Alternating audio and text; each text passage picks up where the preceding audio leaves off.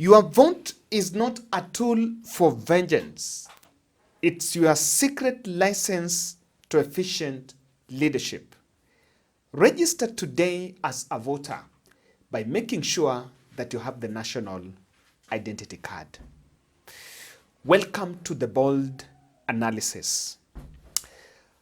William Ruto's handlers are uncomfortable with one cabinet secretary. The reserved former deputy party leader of the ODM party, Wycliffe Ambetsa Oparanya.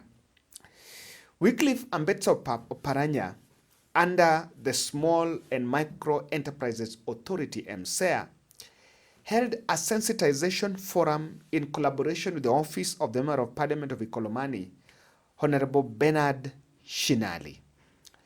And in that event, he spoke out on his mind, and after that, he held an exclusive interview with one of journalists from the Western side, where he opened up, he spoke openly about his meetings with other leaders from Western Kenya, saying he's open to work with Natembeya. And even if it means leaving the ODM party, he will not hesitate to leave the party. And Oparanya, in this podcast, we are going to look at his stand on a number of issues currently happening in the country. Kindly subscribe to our channel, click the notification bell and like our videos, and thank you very much for supporting this podcast. Subscription is absolutely free. So when you subscribe to our channel and click the notification bell, you'll be getting notified whenever we publish a video. So purpose to be a member of this great family of the bold. Oparanya, in this statement, is making it clear that he can work with Natembeya. In 2002, the Luhya nation voted to the man for Mwai Kibaki. Mm-hmm. And that was because Wamalwa Kijana then was sort of the running mate, mm-hmm. or had been promised that time to be the vice president. So then Wamalwa Kijana rallied the Luhya nation behind Kibaki, and we all voted for Kibaki. Mm-hmm. Come 2007, because of now the coalition problems we had to go our way. Mm-hmm. And since that 2007, I think when Musalia tried to be a presidential candidate, the rallying was not very effective, and it found us now divided. Mm-hmm. We have then been divided since that time. Some vote this side, some, and they say that Luhyas are the most democratic. But I feel that that has happened because they have not had a serious candidate, either at the presidential level or at the deputy president's level, or the people, the Luhya people have not seen that we have a strong candidate who we can rally behind, who will take us to the next government. Mm-hmm. I'm hopeful that come next election, that should be a difference. That is exactly what Natembeya is pushing. What is your take on Natembeya's he has not consulted me, so I wouldn't want to talk on his behalf.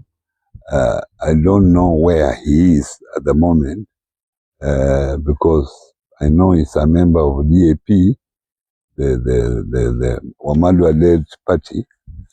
I don't know their mission because mm-hmm. I'm not a member, but I have seen him really push for the unity. But I have also been uncomfortable the way he has been pushing and trying to belittle some of the Luhya leadership. In leadership, you don't belittle others. Mm-hmm. Play your role and try to impress others. At least everybody who has risen to a particular level, he has something that he has contributed to the community one way or another. So you're open that if at all he decides to consult you? I'm open. Definitely I'm open. Being a fellow lawyer like me, I'm open to discussion. Okay. I have no problem. Currently you're in government, you're with Raila, you're with Musalia Mudavadi and also Moses Wetangula. Are you maybe talking in matters, bringing lawyers together and voting as a bloc? We must make a decision to be together. The lawyer unity talks, if at all they bear fruits and you decide to come up with one party, will you leave ODM? Obviously, I will leave ODM. If I find that ODM is not serving the interests of the lawyers, I will leave. I have said I represent a community. And if I see where I am, the community is not well served, there's somewhere else I feel that it is being served, then I will definitely move where I think my community will be served best. Good. Talking of unity, we have some of the MPs who are uniting behind you, and they're saying they're pushing that Oparanya should take up the deputy seat. Are you ready maybe to take up the seat? If at all they push you to deputize William Ruto? Let me tell you, I'm ready to take any position in this country. Through my experiences, political experience, I've been now in politics for about 25 years. What else do you need after being in politics 25 years? It is up to them. I've not talked to them to tell the public what I should take. But it's up to them. Maybe I need more than that, or I need less than that. But they are free to say what they want. The same weekend, there was a report from the Western Wing that Oparanya held a closed-door meeting with a delegation led by George Natembeya in his Kakamega residence, something that did not sit well with many. And even though he comes out to say that he is not open he doesn't appreciate the brand of politics that Natembeya is running, but it's coming more clear, and Ruto's team are uncomfortable that Oparanya might be getting cozy with Natembeya. And you need to remember that unlike the ODM leaders who are taking slightest opportunity standing in front of a microphone to remind the people the way they are in government, Oparanya, who also came to government the same way as Mbadi, is well laid back and has avoided a direct campaigns for William Ruto's 2022-2027 bid, and he kept on maintaining that the journey is still far. What is your take on Sifuna? What is your take on Sifuna? Because Sifuna has been castigated a lot. Because of his stance. I feel Sifuna has done his best. As a Secretary General and as someone that I've worked with as a Deputy Party Leader, I think people sometimes are unfair to him. And he's a politician also. He's a senator of Nairobi. So in his own right as a politician, he's bound to have his own stand. And I think when he has his own stand, he should be respected, so long as that stand is not in conflict with the stand of the party. Yes. What of Orengo? The same to Orengo. He has his own right. Orengo is someone I respect a lot. He's one of the few people who have fought for democracy in this country. So I respect him. And if he has a stand, let us respect his stand. I've not had an opportunity of talking to him to establish where he's coming from, but I know very well from the word go, it was very uneasy in us joining the government. But maybe he has reasons that unfortunately I have not been able to share with him. Now let me tell you something. It is very true that the initial names, as the names that were given on the cabinet slots, Oparanya, who had worked in Treasury way back in the Grand Coalition government, was supposed to go to Treasury. He was supposed to head to Treasury, but a last-minute decision was made, and was swapped and taken to the Fuliza, to the Hustler Fund Ministry. So this is a statement that Western leaders had been raising with the president on a number of occasions, and the president had been trying to avoid the discussion. And you will see leaders coming out public to speak about it, and Oparanya has never had a rebuttal that he was shortchanged.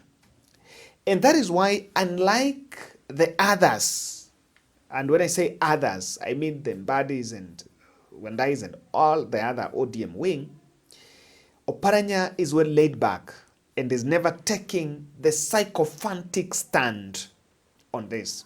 I understand that even at the time Malala was arrested in Nakuru over the echoes of war play by Butere girls, because he was actually comes from that place, and Butere was once even a Butere MP comes from that place, he actually stood with Malala and was part of the behind the scene team that made sure that Malala was released.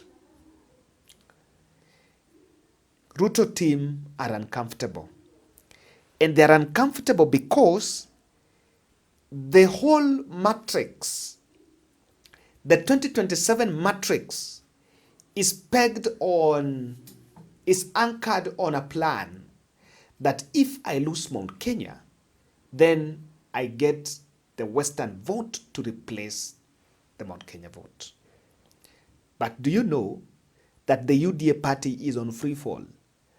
And it cannot be rescued because leaders are now coming out publicly to say what they think is happening and disassociating with UDA. In Mombasa, Jichopevu said he's comfortable, he's willing to make his way out. Gladys Oruoba, who also received Matiang'i at the airport, and I did say that she was there as a spy, was also in Spice FM talking about how she doesn't believe in UDA, and not even Khalwale had said he might not vie through that UDA party. If today I was asked, tomorrow is elections, where are you? I will tell you I'm not here, because I've seen what here does to women. But I can also not tell you I am there, because I'm waiting to see who will be there. Who is taking care of the women. I'm waiting to see all that. You can't say ameenda kwa Wamunyoro. Nangoje huko wanafanya nini na wamama? What are they do? What is the agenda for women? Have they said? They have not said. You can't say ameenda kwa Matiang'i. I just went to receive him. The first thing I asked him is, I'd like to see your plans for the women of Kenya. Devoid of that, I've just welcomed you. Welcome home. But give me your plans for the women of Kenya. Because me, I'm scouting. Where are women going to be treated equally? Because here where you fairly? are, you are not comfortable with the implementation. At this moment, I am not comfortable. I am angry. I am upset. I am throwing tantrums. I'm in KTN throwing tantrums. Welcome. Karibu. Hot seat. Karibu sana. And hopefully something turns around and we start seeing the women of Kenya being carried.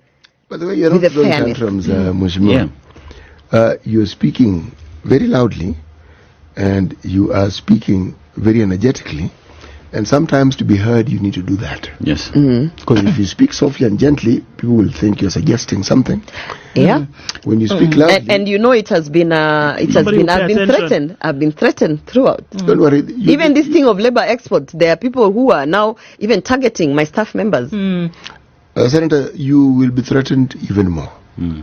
Because it is what we see in this country when you seek to pursue that which is right and you shine a light on things which are not right, you upset a great deal of people. It's the unfortunate nature This of the labor export cartel, Yes. let me tell you, someone even came to me and told me, Senator, they'll kill you. Because if you do tabulations of 171,000, just Kisii County, I'm told they recruited 31 people, sorry, Nyamira, 31 people times 171,000. They've done 6 counties. These people have been given money from Youth Fund. If you do that, how many millions are we talking? Of course, it's quite some money.